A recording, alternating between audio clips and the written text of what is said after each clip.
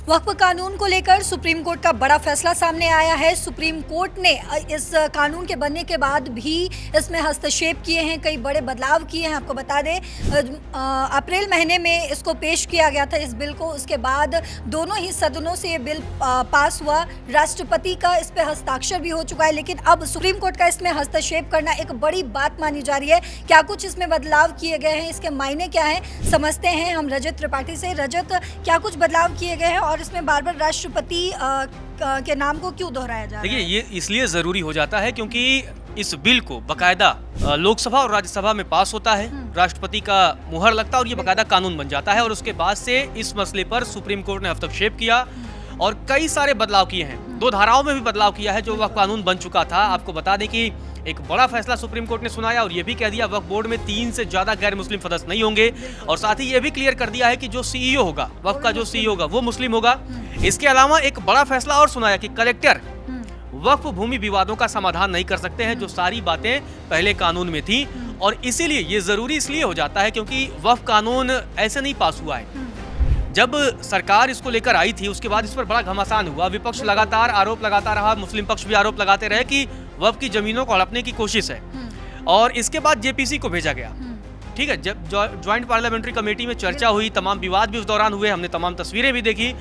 लेकिन उन सारी चीजों के बाद फाइनली जब लोकसभा और राज्यसभा से पास होता है बिल, राष्ट्रपति के हस्ताक्षर हो जाते हैं। इसके बाद भी कई लोग चुनौती देते हैं और सुप्रीम कोर्ट में पूरा मसला पहुंचता है। और सुप्रीम कोर्ट ने क्या क्या अहम बातें कही हैं वो जान लेना जरूरी है। किन धाराओं पर रोक लगाया है? धाराओं पर भी बात करेंगे, उससे पहले सुप्रीम कोर्ट की एक अहम टिप्पणी भी आई है जिसमें सुप्रीम कोर्ट ने कहा है कि हमारे पास कानून पर रोक लगाने का अधिकार नहीं है। तो यहाँ एक बात साफ हो गई है कि अगर कानून बन जाएगा तो सुप्रीम कोर्ट स्वयं अब मान चुका है कि उसके पास कानून को रोकने का अधिकार नहीं है। हाँ, बदलाव करने का कुछ अधिकार है, जिस चीज का सुप्रीम कोर्ट ने यूज किया है। आपको बता दें कि एक अहम बात यहाँ ये हो जाती है क्योंकि सुप्रीम कोर्ट के लिए सबसे जरूरी बात क्या थी कि ये जब सुनवाई हो रही थी तो जो वक्फ कानून है उसके सेक्शन 3 और 4 पर भी सुप्रीम कोर्ट ने रोक लगाई है।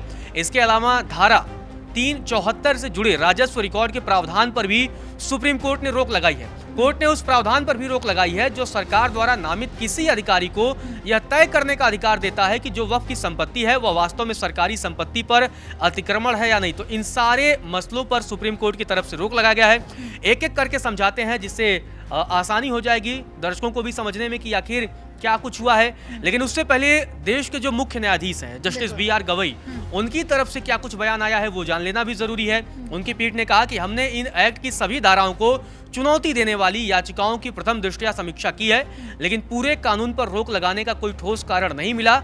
सुप्रीम कोर्ट की पीठ ने यह भी कहा है कि हम कानून पर रोक केवल दुर्लभ से दुर्लभतम मामलों में ही लग सकती है, मतलब एक्सेप्शनल मामले जब होंगे तभी हम रोक लगा पाएंगे। अब जरूरी ये हो जाता है कि आखिर बदलाव क्या क्या हुए हैं। सुप्रीम कोर्ट ने जो फैसला सुनाया है, जो बदलाव किए हैं, उसका इम्पैक्ट क्या है। दरअसल आपको बता दें कि CJI BR गवई की अगुवाई में जो सुप्रीम कोर्ट की बेंच सुनवाई कर रही थी उसने सीधे तौर पर यह कह दिया है कि वक्फ में 3 से ज्यादा गैर मुस्लिम नहीं होंगे। मतलब अगर जो जैसे अन्य धर्मों की जब बात हो रही थी तो सीधे कह दिया भाई इसमें अभी भी बहुलता मुसलमानों की होगी। आपको बता दें कि 11 सदस्यों में बहुमत मुस्लिम समुदाय से होना चाहिए। 11 अगर हैं, सिर्फ मैक्सिमम 3 ही हो सकते हैं, 3 से ज्यादा नहीं हो सकते हैं गैर मुस्लिम।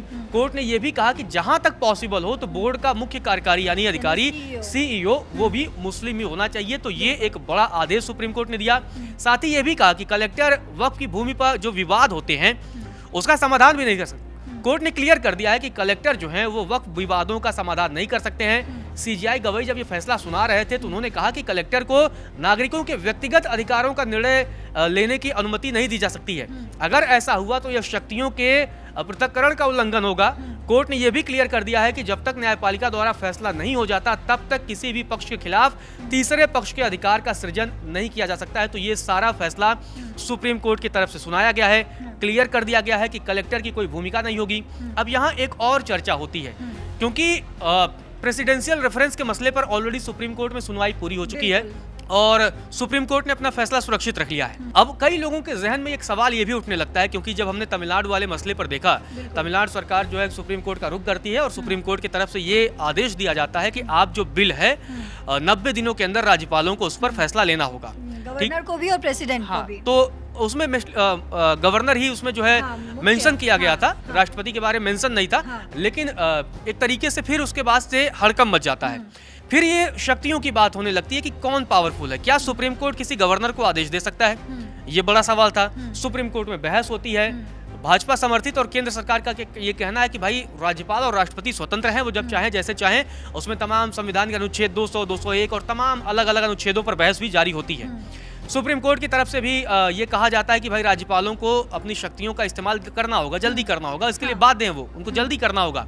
तो कई जो विपक्षी पार्टियां हैं, उनकी जहां सरकारें हैं, तो उनकी तरफ से ये कहा गया नहीं, राज्यपाल को जल्दी जल्दी फैसला लेना होगा। वो बिलों को लटकाते हैं तो इससे क्या होता है कि भाई कहीं ना कहीं चीज़ें प्रभावित होती हैं। तो जब ये पूरा मसला चला तो बीते कुछ महीने पहले राष्ट्रपति द्रौपदी मुर्मू ने प्रेसिडेंशियल रेफरेंस मतलब दिया। 14 सवाल सुप्रीम कोर्ट से पूछे थे और उसमें सुप्रीम कोर्ट के अधिकारों की बात की थी, राज्यपालों के अधिकारों की बात की थी। खैर इस मसला ये थोड़ा अलग है, लेकिन यहाँ भी यही जरूरी हो जाता है क्योंकि इस बिल को जो बिल था, बिल दोनों सदनों से पास होता है, कानून बनता है, राष्ट्रपति का मुहर लगता है। और यही बड़ा सवाल यहाँ भी एक पैदा हो गया कि क्या जब राष्ट्रपति ने अपना मुहर लगा दिया है तो क्या सुप्रीम कोर्ट में उसे चैलेंज किया जा सकता है?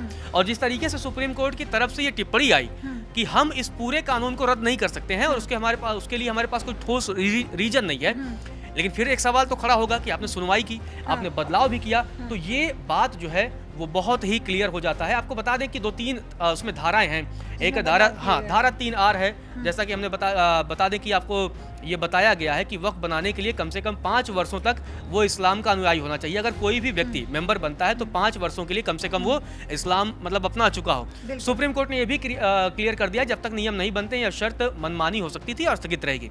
इसी में धारा 2C है वक्फ कानून में, और इसमें मतलब कि जब तक नामित अधिकारी की रिपोर्ट दाखिल नहीं होती संपत्ति को वक्फ संपत्ति नहीं माना जाएगा। ये इस प्रावधान को भी स्थगित कर दिया गया है, सुप्रीम कोर्ट ने बदल दिया है। तीसरा है धारा 3C, कलेक्टर को संपत्ति मतलब तय करने का अधिकार था। उसमें शक्तियों के बारे में सेपरेशन ऑफ पावर की जहां तक बात होती थी तो सुप्रीम कोर्ट ने इसे उल्लंघन बताया है और कहा है कि भाई ऐसा नहीं होगा, कलेक्टर जो है वो तय नहीं करेंगे, पूरे मसले की सुनवाई नहीं करेंगे।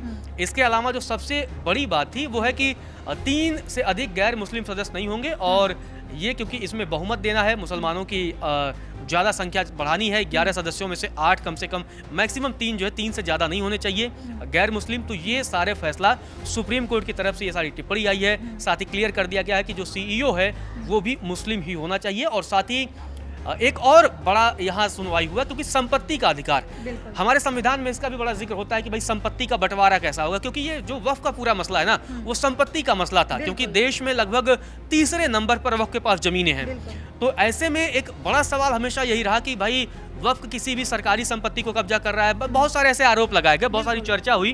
तो इसीलिए अब एक बड़ा जो है टिप्पणी सुप्रीम कोर्ट की तरफ से ये भी हुई है कि कार्यपालिका संपत्ति के अधिकार नहीं तय कर सकती है, क्योंकि कोर्ट ने क्लियर कर दिया है कि कलेक्टर या कार्यपालिका, ठीक है, जो ब्यूरोक्रेसी के लोग हैं वो नहीं तय कर सकते हैं। और कोर्ट ने यह भी कहा कि कार्यपालिका को संपत्ति के अधिकार तय करने की अनुमति देना शक्तियों के सेपरेशन यानी पृथक्करण यानी सेपरेशन ऑफ पावर्स के खिलाफ है।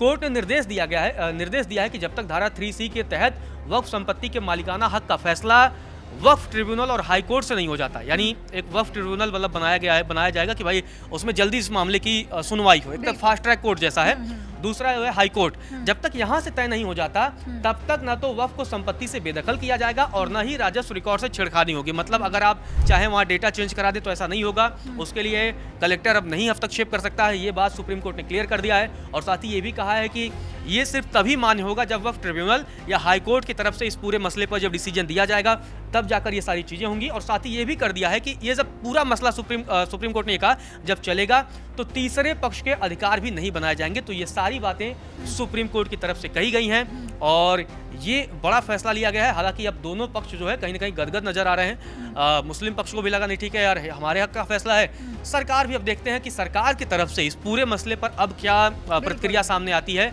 और इस पर हमारी नज़र जो है वो बनी रहेगी। बिल्कुल, तो आपने समझा किस तरीके से सुप्रीम कोर्ट ने एक बार फिर वक्फ कानून को में जो है वो बदलाव किया है। इस पे कहीं ना कहीं मुस्लिम पक्ष भले ही खुश नज़र आ रहा हो, लेकिन हो सकता है कि इस पर सरकार एक बार फिर से चैलेंज करती हुई नजर आए। क्या कुछ होगा वो आने वाले समय में पता चलेगा, लेकिन जो कुछ भी इस पर अपडेट होगा हम उन तक पहुँचाते रहेंगे। अब देखते रहिए दैनिक जागरण। नमस्कार।